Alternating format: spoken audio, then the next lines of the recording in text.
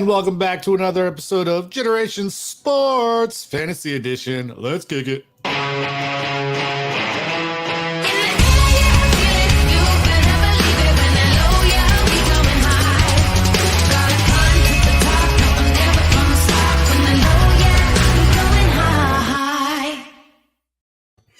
Welcome back to another matchup edition of the Golden Goose League, brought to you by Generation Sports Fantasy Edition. As always, I am your host, the monster on the mic, Sheck Monster, and I always have with me my beautiful co-host, Terry. How you doing out there today, Terry? I'm good, but you say beautiful. This is not Gary. It's Terry. Sorry, excuse me. May the blessings Terry. be with you, sir. Yeah, it's all right. No worries. I'll take it. Speaking of blessings, before we go ahead and we jump into the, our matchup predictions, let's go ahead and take a look at the standings and see where we're at. Mr. Gary himself, the gentleman you just spoke of, went ahead and after winning last week, took the top spot via points and is sitting at number one overall. Myself sitting at a 2-week losing streak. So lost the last two, puts me down at number two. You have Mr. Kevin, aka Kenny, after losing last week, sitting down at third. You have Manny sitting at fourth at 4-3. You have Zoe on a 4-game winning streak, hottest team in the league right now if you go by wins, sitting at 4-3 at number 5. You have Fantasy Bust, aka you, sitting at 4-3 as well on a 2-game winning streak, but still a little down and out. Everybody's favorite little wounded bird, AJ, sitting at 3-4. You got Bob sitting at 3-4 in 8th. You got Mr. Filter Blessings himself sitting at 3-4 at 9th. You have D rounding out the 3 and 4s at 10th. And then you got Izzy and Chris following up in the rear. Beautiful. Anything you want to say about any of the teams before we go ahead and jump into it? It's interesting to see, Gary first place, top scorer right now. No, never mind. He's top 2. Nope. He's top 3. Scorer. No, he's not. AJ has more points. No, he doesn't. Oh, sorry. I'm looking points against. My bad. Yeah, he's a top scorer right there, and then still has $90 on our new Fab. That's pretty good, man. Yeah, it's that allows him to have an advantage over any player that comes out there. But it's pretty good. And then, those losing streak, I think you're losing 2 and still sitting at 2. That's pretty good. So, yeah, I like it, man. I like it. Yeah, it definitely happens. Been some tough losses, especially last week. My team performed well, but my tight end quarterback decided not to play. That was pretty bad.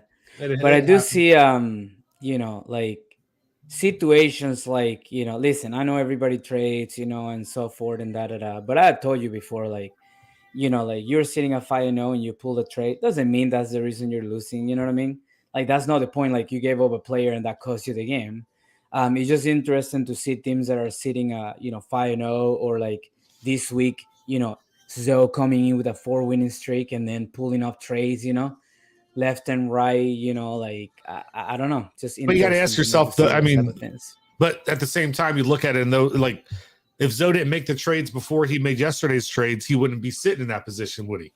So, you know what I mean? So that's the way he looks at it. He had to make trades to get the players that got him there.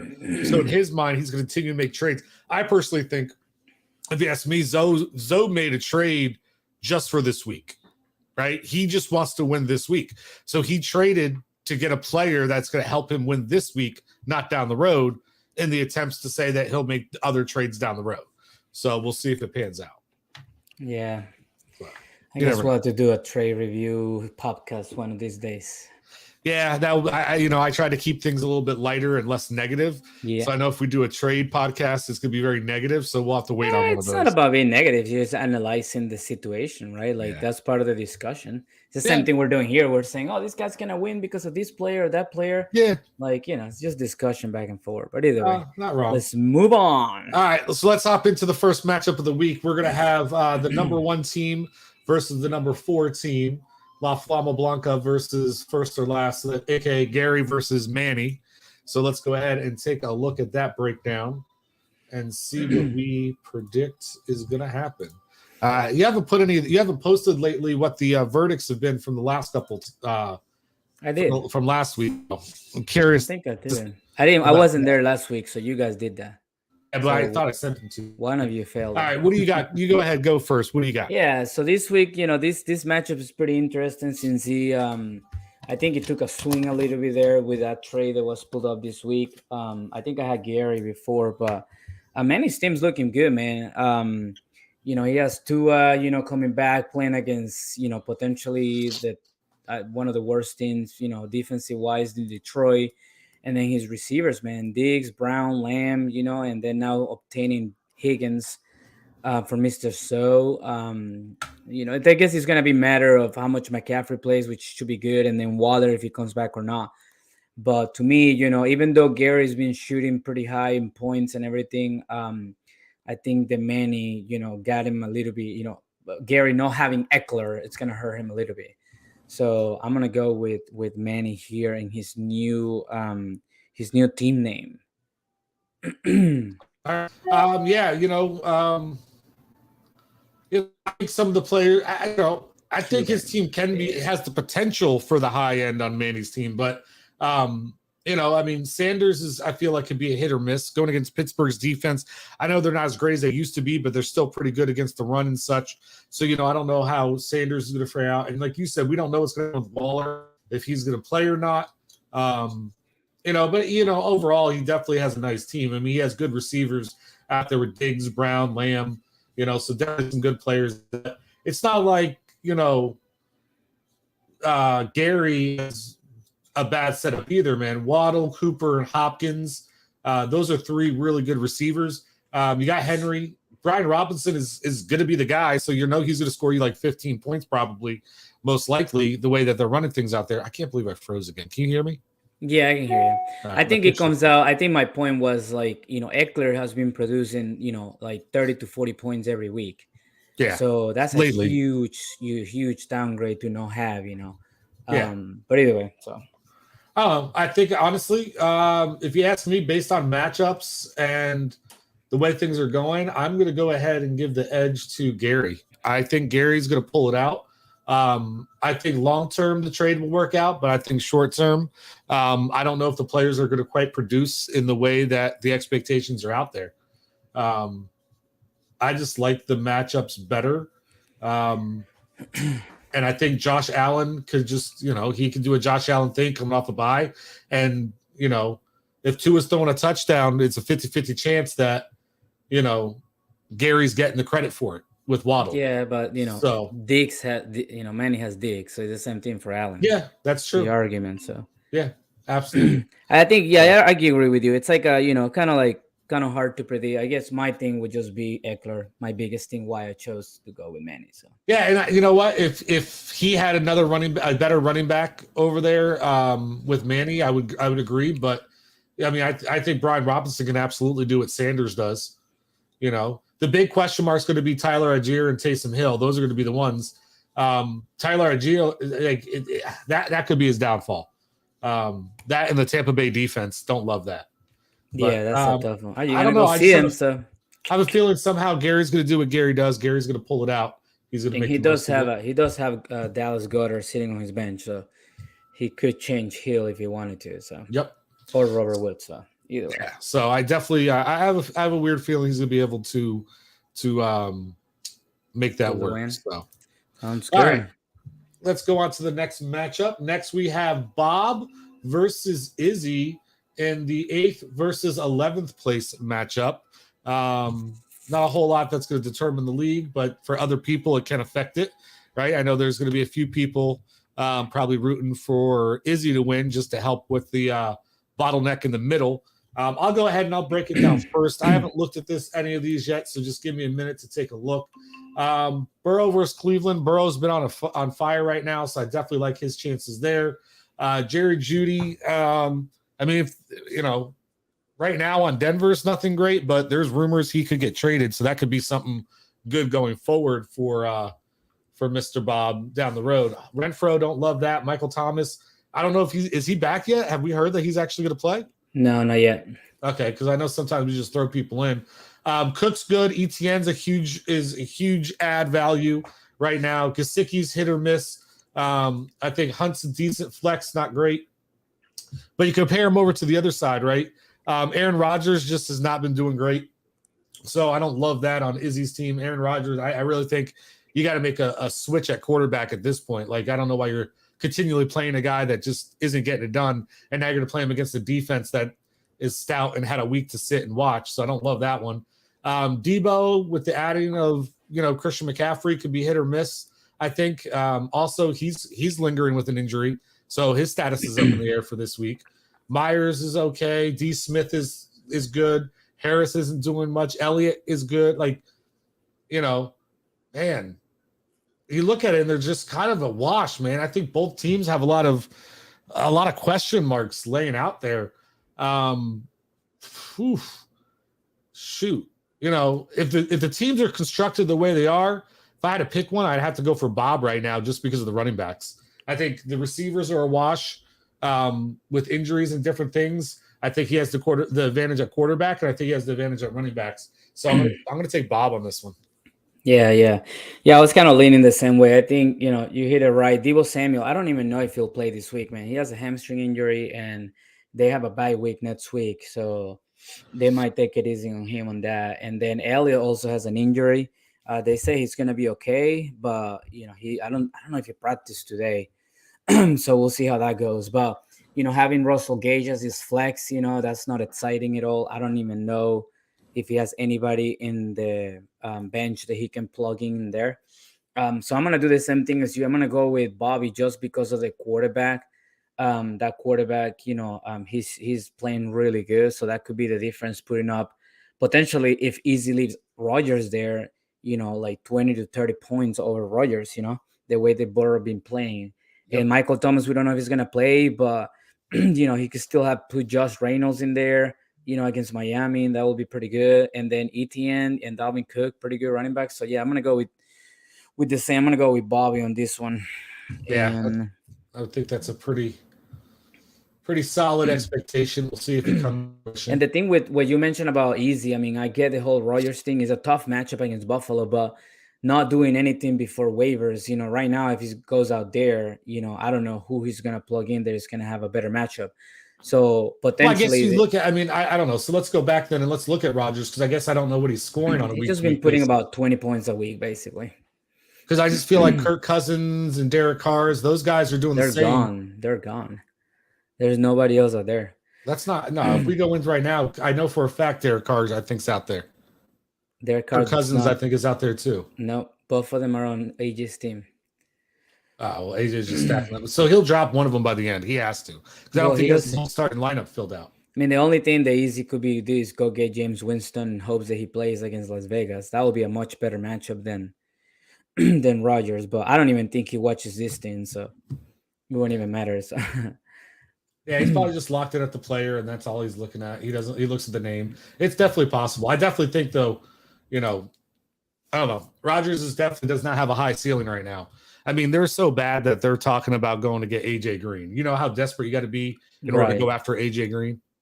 Now, they have Russell Gage as out this week, but he doesn't say that. He says that he in practice today, but the matches show him as out. So, I don't know. It's kind of weird. He might not be playing. Yeah, it's going to be tough. It's definitely going to be tough on these teams. Bobby for the win, I guess, this week. All right, so we're going to go to the 12th place team versus the 10th place team. Battle of the bottom feeders, as they call it, right? Mm-hmm. You have Chris versus D. Yeah, so this one, I'm gonna take this one. So okay, go ahead. Yeah, ready to jump right in. Yeah, I mean, it's just again same thing we do every week. We look at AJ's team. What's up, Chris? And I'm talking about your team right now, so don't take anything personal. It's all personal, Chris. And yeah, I don't know, my shit froze again, Chris. I don't know why. But yeah, he's he has some. Right now he's not gonna have Clyde Edwards-Helaire or Justin Herbert, and potentially not Swift if he doesn't play this week. So he's kind of waiting and see, as far as like playing Swift as one of his running backs, and he just locks, man. Breece Hall. So that's a huge blow to his team. I mean, that was his main guy, man. So I do feel like that's gonna hurt Chris, and then sitting at 1-6, I believe, or 1-7. 1-6. That's a tough team. And then, D pulled up a trade this week, to get Nick Chubb. And then, that I think that's going to help his overall points, with Taylor, Chubb. And then if Zeke doesn't play, he has Pollard. So Pollard may, even Zeke plays, he might get more playing time because of that. His receivers, we're not super in love with that. Claypool, Mooney, his quarterback against Denver, that's not tough. But I just think overall, if you go, side by side, there's not a lot of difference between the receivers they have. But I think D, with his running backs and his tight end, I think that's too much for Chris to overcome. So I'm gonna take Chris. I'm gonna take D on this matchup. Yeah, I mean, they're both having some trouble. I definitely agree. I think that the receivers that he gave up, like, in order to get this is, not great. I mean, who did he give up? He got St. Brown. Huh? And he gave up St. Brown and Cooks. Brandon Cooks. Yeah.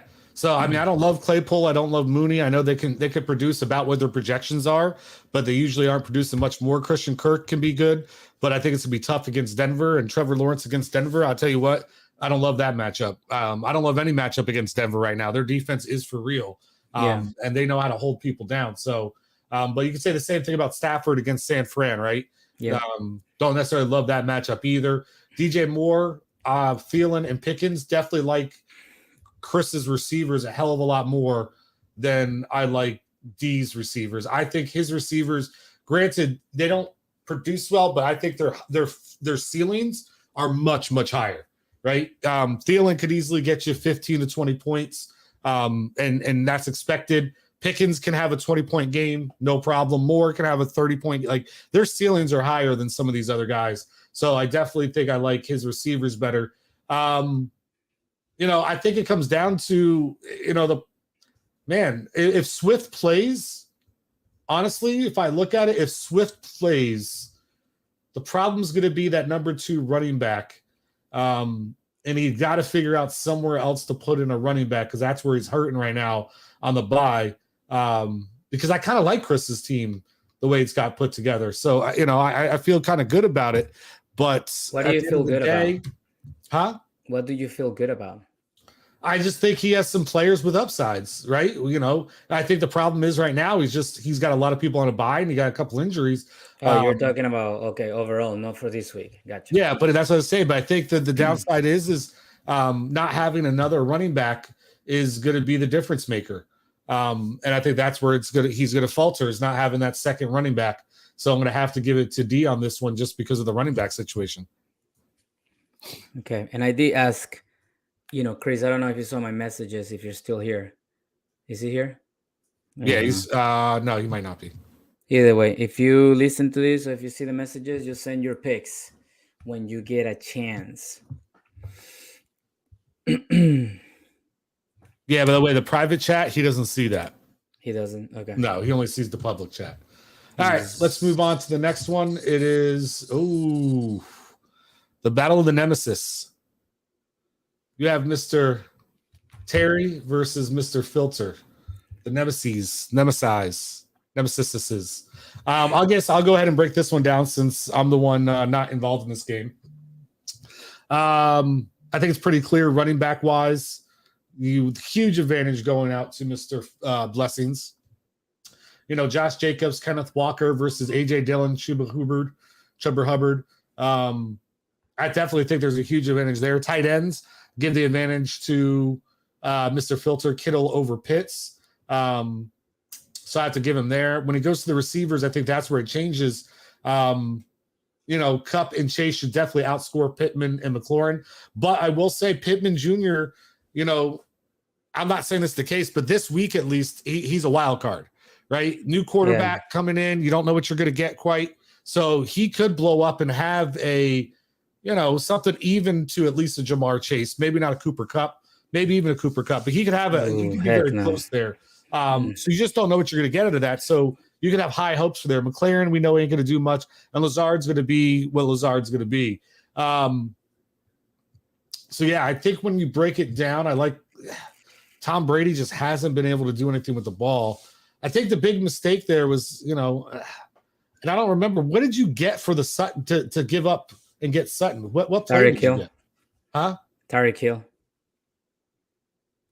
Oh, and he's just on a bye? Who? No, what did you give? But like, what did you get? What you gave up Tyreek Hill? You got Sutton. What? Oh, Mahomes. Oh, is Mahomes on a bye? Oh, Mahomes Yeah. is on a bye. All right, so I get that a little bit more now. I was trying to figure out like where's the benefit there. Yeah. I hear you. I'll be honest though, I'm gonna go with where the points come from in this league. As much as we pretend like it doesn't. Running backs seem to dominate, and when I was on my winning streak, it was on the back of my running backs. It wasn't on anything else, and maybe that's where I made the mistake. Was trading for wide receivers and things, trying to help my team out in that direction. But at the end of the day, running backs are what dominate. And he's got the better running back core. So I'm going to give my nod to Brother Filter on this one. Yeah. I did I did feel better going into the matchup when I have Hill, versus not having Hill. That's definitely a downgrade from Hill to Sutton. I told Filter, this week, I mean, after that trade, I'm definitely giving it to him. I mean, there's always miracles, of course, and I'm always going to root for me. But yeah, looking at the matchup, and he has a more complete team, overall, even with the receivers, and as far as like being a little bit under, the running backs can put up a lot of points, man. And the fact that if what's his name? Deebo Samuel doesn't play, I mean, that's just gonna help Kittle even more. So yeah, it was a hard trade for me because this week, but I'll take it. I can take the L this week and just go 4-4 and go from there. So I'm gonna go with Filter for sure. All right. Sure. All right, next we're going the 7th place team versus the 3rd place team. We have AJ versus Kenny. Go ahead, you can go first on this one. Yeah. So this one, it's interesting, man. AJ, made 2 trades back to back. Getting rid of Nick Chubb. He did get Emerson Brown. I think that's how you say his name. Amon-Ra Brown and Brandon Cooks. Brandon Cooks haven't been playing that good, so there's no hopes for me that he's just gonna blow up. But if you go like side by side, I think AJ getting Tyreek Hill and Sam Brown, versus Justin Jefferson, Chris Godwin. This is a tough one, man. I think the running backs match up pretty good. I think the receivers match up pretty good. The quarterbacks as well. So I think this is, projections show AJ, up by like almost 10 points. I think that's more on the defensive side and the quarterback.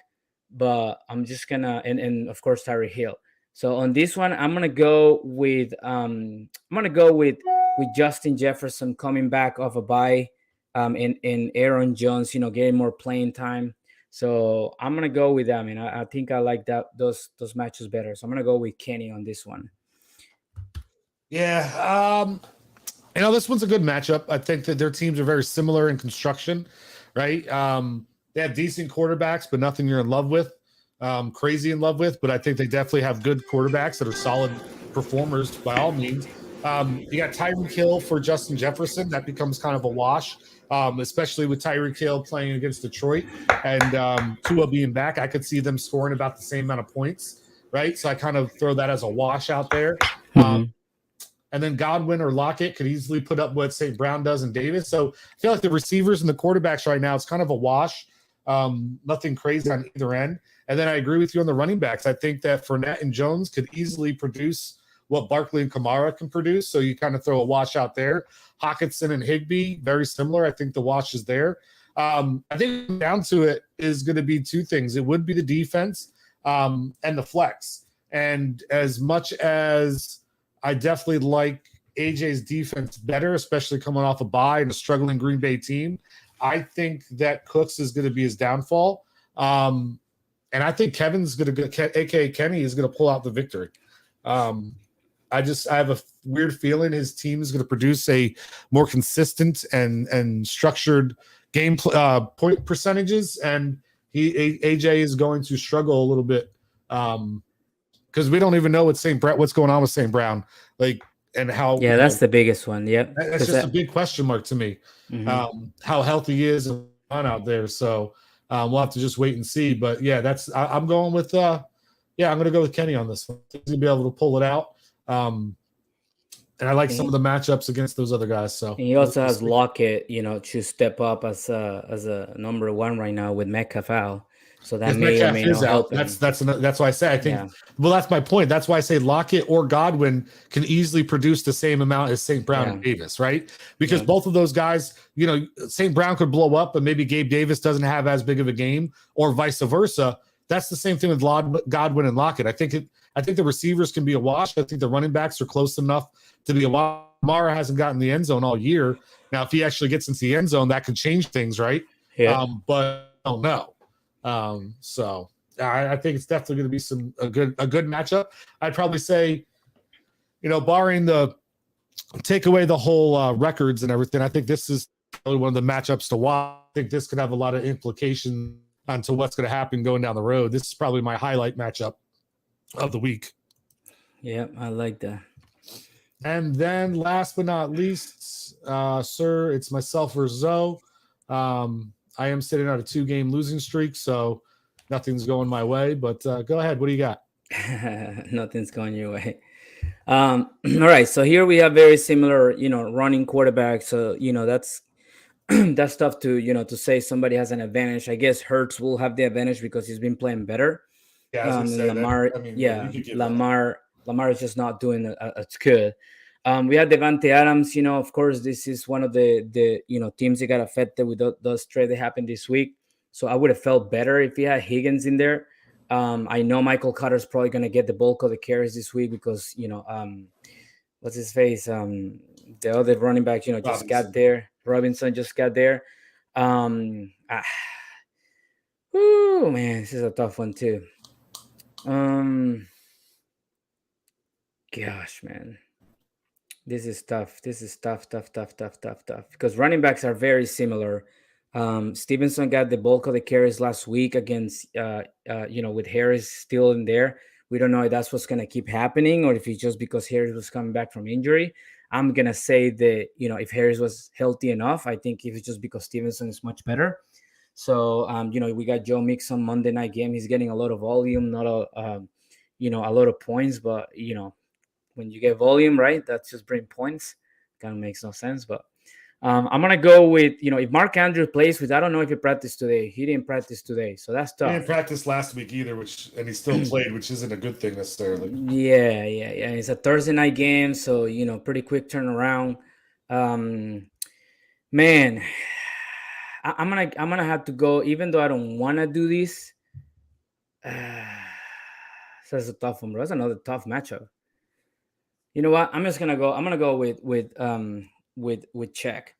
And the reason why is this. I think that Chris Olave has a great matchup against Las Vegas. I mean, that's a really, really great matchup there. I think Joe Mixon, that's going to be, great opportunities to score Monday night. Damian Pierce is just killing it right now. Mustard against Detroit. Oof, he could easily go over 100 and a touchdown. Allen Robinson right there on that spot. It's just kind of scary to me. Brandon Ayuk, is going against a tough defense in the Rams. Devante Adams is going to have to go against Lattimore.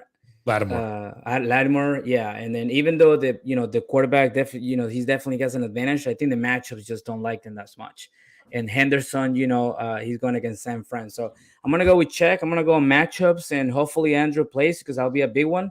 Because that definitely will affect Lamar Jackson as well. So hopefully that doesn't kill me. So I definitely get what you're saying when it comes to the matchups, right? Like, New England has a pretty good run defense. I know it didn't. People are going to say, "Oh, well, look what happened with Chicago. They ran all over them." Yeah, but the difference is that the Jets don't have Justin Fields running the ball, right? What's his name? Wilson's not going to be able to run the ball like Justin Fields did. So I think that could be a tough matchup for Carter, who isn't averaging a whole lot of yards per game. Like you said, Henderson with Bosa being back, I think that's going to be tough on him. The Jets have a pretty good defense, but I think Stevenson's going to be fine. He seems to be good no matter who the defense is, so I'm not worried about that.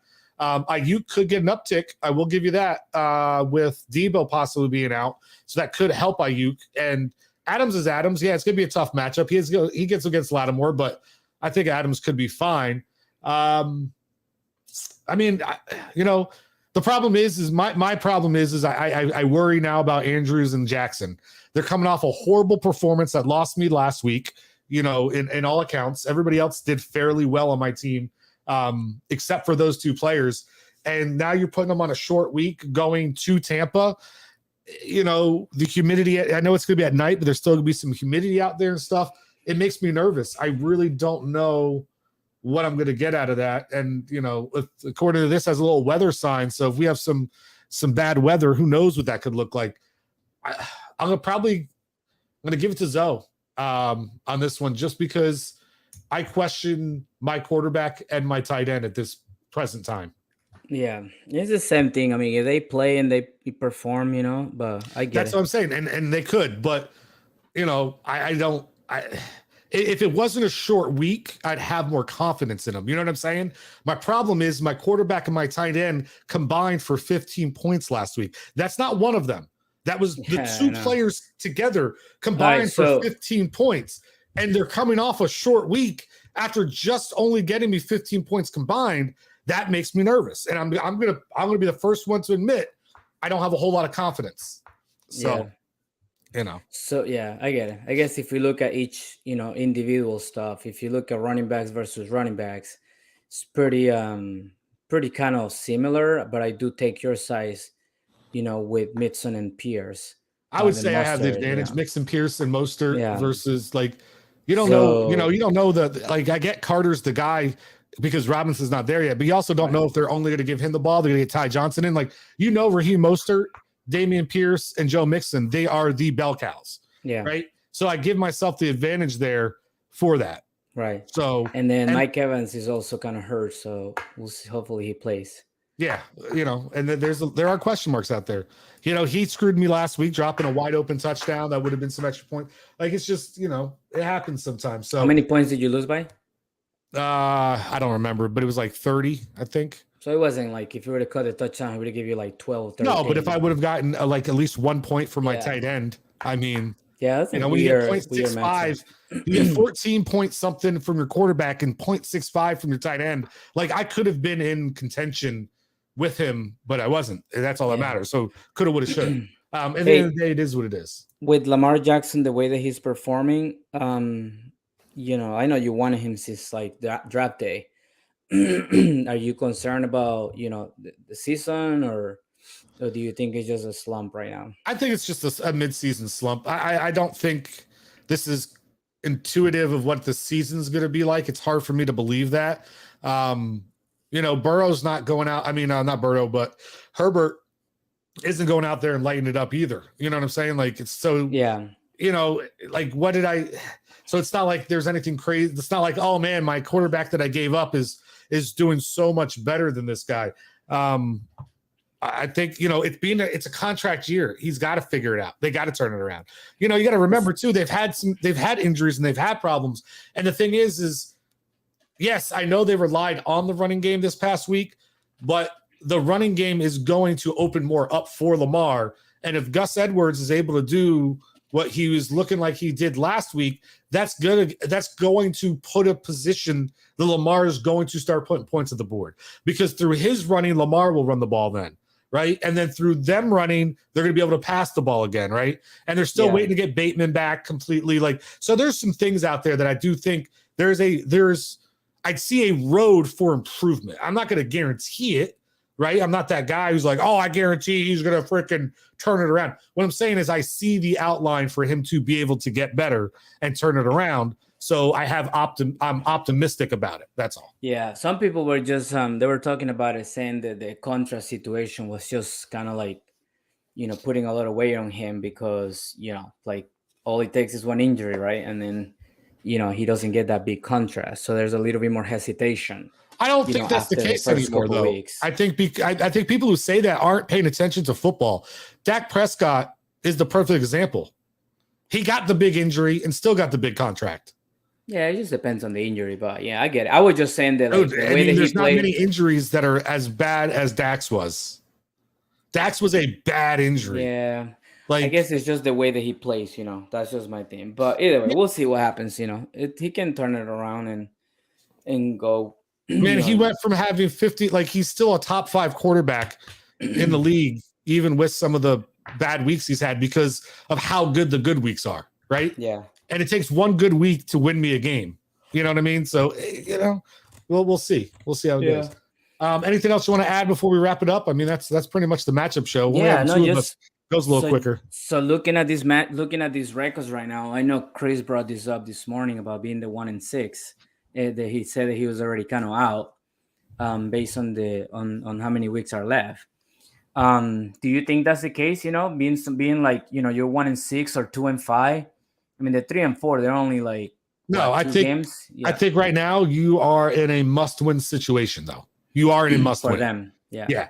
So when it comes to that, right? So we're talking about, like, let's just put Izzy in there too, because he's 2-5, just one game behind. But when you're in that situation and you're 2-5, 1-6, what else can you do, right, to be able to help yourself? Because if we look at the matchup, I think both of us. Did you take Chris? No, you took Derek. Yeah.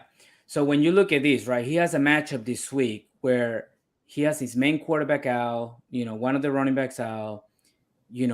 Look at what AJ did, right? AJ would not have traded Mahomes if Mahomes was not on a bye week this week. But he went and said, you know what? I have a 2 losing streak. I'm 3-4. I can't afford to lose. I'm just going to get rid of Mahomes. He's on a bye week. I don't care about that right now. I want to win this week. So when you look at Chris right now, do you think he's in a similar situation where he needs to be looking at, man, I need to just, I need to do something, to be able to help my chances. I can't wait another week. I think he does, but I think the difference is he doesn't. He thinks his mindset's already kind of defeated. But yeah, I think he has to do something. Like I said, granted, they're only he's only 2 games back technically of 7th place, right? So it's not like, and that's why I say I don't think he's out of it like that. But I do think he's in a position that's a must win. I was talking about another gentleman who's 3-4 and how. He got caught in a couple must-win situations. And the thing about it is that the reason why Izzy and Chris are in must-win games aren't about the record as much as it is about the points, right? The reason they're in must-win scenarios is because they are bottom of scoring. So even if they tie these people up, they're I mean, you look at it and they're both about almost 100 points away from the other guys that are sitting at 3-4, if not more. Yeah. So that's where the disadvantage comes in. It's not the record, it's your points total for the tiebreakers of the records. So if you're not winning, you're not going to be in a position to, because you're going to have to, start either outscoring everybody, or you have to be in a position you have more wins than them. So that's where I think some of those issues come in, why they have to win this week. Because especially Izzy, I mean, 890, Izzy wins. If Izzy doesn't win, mathematically he's still in it. But how hard is it going to be, because you're not breaking any tiebreakers? Right. And Izzy has a much higher chance to win this week, because he's going versus Bobby, and we've kind of already talked about that matchup.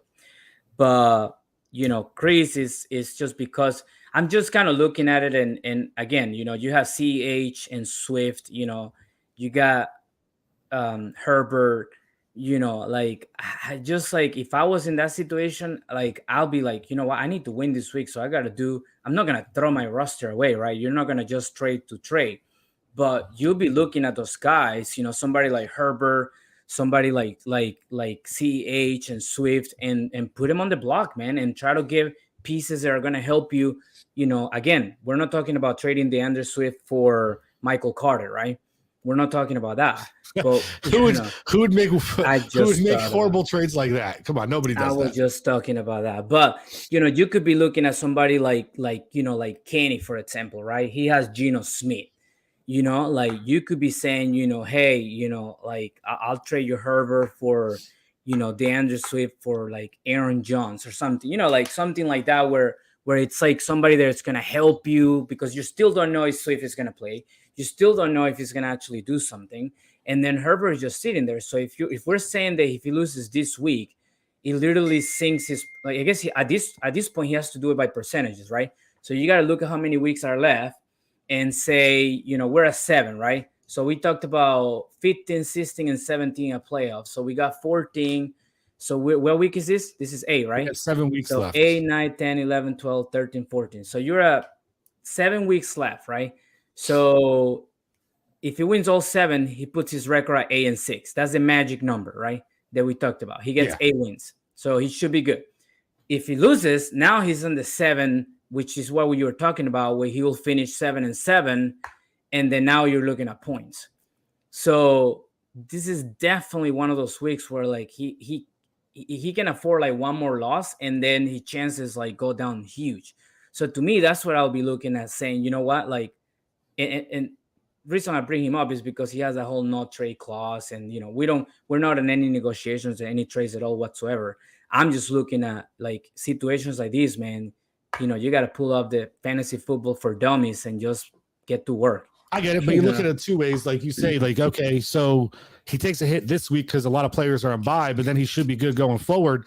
And worst case scenario, I mean, like I say, he wins out the last 6 of 7 instead of the last 7 of 7. He may still have a shot, and not only that, but then if not, he just plays spoiler, right?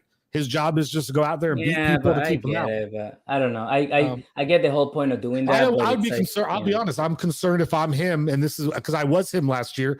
The reason why I wasn't going out trying to make desperate trades and stuff is because at the end of the day, I'm also not trying to help somebody win a championship. Right. And I know you're going to say, don't worry about other people's team. But at the end of the day, I ain't trying to help nobody else. Right. But I'm not talking about like you're not like, that's what I say. You're not like giving away your players. But these guys, in order for these guys to make these trades for players who are on bye weeks or different scenarios, they're going to want the undisputed advantage. Right. That's just how this league is. Nobody's going to make it a fair trade if they're taking somebody who's on a bye week or they're question marked about, right? No one's going to be taking Swift and giving up Aaron Jones, which when they don't even know what the ball carriage percentage is going to be with Swift, and also whether he's going to play or not. Like that, like you mentioned that before, but I don't see somebody doing that. And if you're talking about giving up a quarterback and a running back for just one run, like I don't know, I don't see there being a lot of maneuvers out there for him to be able to make right now. Yeah, I'm just telling you because, you know, AJ did it, right? And that's a perfect example to us. You know, like AJ actually, like, you know, for him to give up Nick Chubb and Patrick Mahomes, that's a huge, you know, trade, right? And that could be the reason. That could be the reason he falters going down the line. He could, right? But he's looking at himself and saying, "Hey, I'm on a 2." And he's not as a bad, you know, position as Chris, right? He's 3-4. He has a lot of points. He does have a 2-game losing streak. That's huge. But he's looking at, you know what? Maybe I'm not putting enough points. Maybe he just got desperate. Who knows? But see, that's where I disagree. Because for me, if I look at the amount of points I'm putting up, if I'm AJ, I have the second most points in the entire league. You shouldn't have so to guess do what? Any trades. Any tied records, I win that. I'm not worried. I'm comfortable, right? Like it's not. Listen, my guys are on buys, but the advantage of my guys being on buys is that means I don't got to worry about them being on a buy the rest of the season. So you know what? I'll take a 3 in a row loss to know that I could win out and be able to be in a great position because my team's putting up the points. So I know I got a good team. But now what? He wouldn't have to do that, right? Like. Because that's a huge risk, like, you know, what he did with Chubb, you know, that's huge. Because here's the thing, like giving up Mahomes, he is now in a position, is he not, that he's basically having to stream a quarterback the rest of the year. Correct. At this moment. Yes. And I don't, and that puts you in a tough predicament. How many times has he bragged about Mahomes being the reason he won the game, and now you don't have that advantage? Right. Right. So I have a difference of opinion with that. I'm not saying what he did was wrong. I'm saying the way I view it, I'm not with it with like some of the other trades, but I think people should do what's best for them. And that's why I'm not knocking AJ for the trading. I just know if it was my team and the way I had it constructed, I don't think I would have made those moves because I don't know if I feel as confident about that team as I did before the trades. That's all. Right. Yeah, that makes sense. No, that will make sense.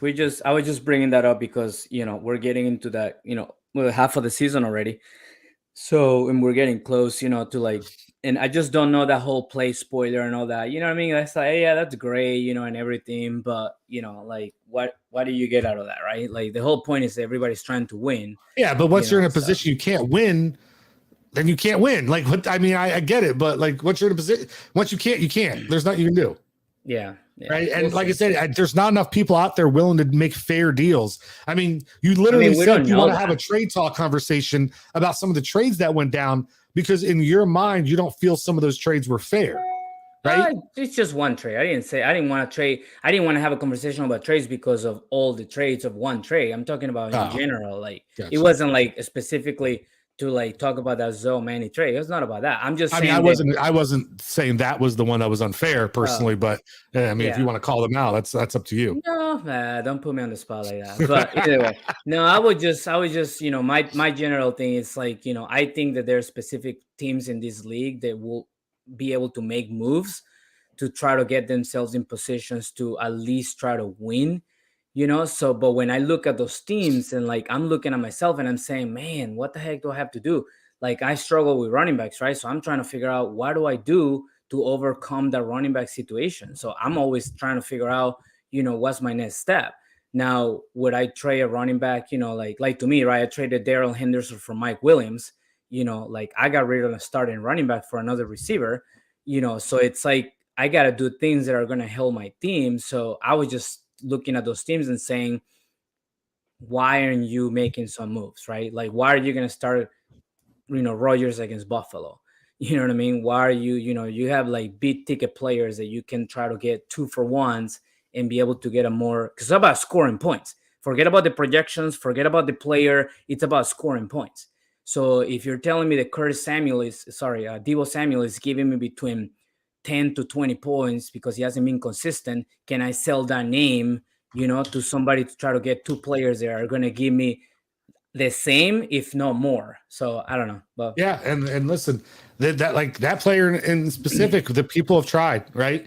People have offered players that were combining for 30, 40 points and it got turned down. So, but it is what it is. Yeah. But yeah, at the end of the day, let's go ahead and wrap things up. We've ran almost an hour. So real quick though, before we go, why trade someone who already had his bye? No, what he was trying to say, Chris, was if the player's on his bye, maybe trade him so that way you can get a player that you can actually play to win and not be stuck with somebody on your bench. I agree with you. If the player already had his bye, it doesn't make a lot of sense. I guess you're talking about Swift, but I think his thought process with Swift is somebody you could at least get value out of to get more players back in return. That's because we know what Swift can do. Like nobody's like debating that. We know the reason why Chris got Swift, and then one of the reasons that you got rid of him is because you're trying to upgrade a receiver and a quarterback in your mind, and you felt, you know what, I'm gonna get rid of this player because I don't know what he's doing. So to me, increases possession. When I have somebody like Swift, he's not helping me right now. You know what I mean? He's doing nothing for me right now when I need to win. I have no running backs to play, so I need to try to make a move. I don't care if he had a bye week or not, because I have no idea what he's going to do for me. He could even play this week or not play. I have no clue, right? Because of whether he's injured or whether he's, like he's not getting the goal line carries or something, but we know that he's DeAndre Swift. So my point with that, Chris, was just, in this position that you are being 1-6, if you want to just lose and play spoiler, that's up to you. That's what you want to do. Whether you make a trade or not might not even make a difference if you lose this week or not, or if you win. My thing is just I'll be looking to have a more steady and stable, lineup, and I feel like, like Herbert and Swift and CEH are just names that people will go get and give you, potentially a more, what is that called? Like return on investment. Return investment as far as like your roster to be able to be more competitive. Now, is somebody gonna do like Swift for Aaron Jones? I get it. I'm not saying that. But could you do a 2-for-1 where you get Aaron Jones instead of like and then instead of having Swift, somebody that has a bye week in week 14, right? I'm not saying that Ken is gonna do this, but I'm saying like Aaron Jones could potentially go. I'm not, it's just little things like that. And I was just mentioning Aaron Jones just because he's the first player I pulled up. But things like that. So either way. All right. Well, it's time to wrap things up. Thank you for Chris for viewing in or tuning in. Thank you, Mr. Terry, for co-hosting as usual, and for myself, whose camera seems to not be working right sometimes. I thought that was you in the picture there. Yeah, that's I me. didn't even recognize that. Yeah. Blessings be to all out there in the Golden Goose League. Blessings be to all those who may find victory this week, and peace and blessings to all those who do not. For the Monster on the Mic and for GS Fantasy Edition, we out.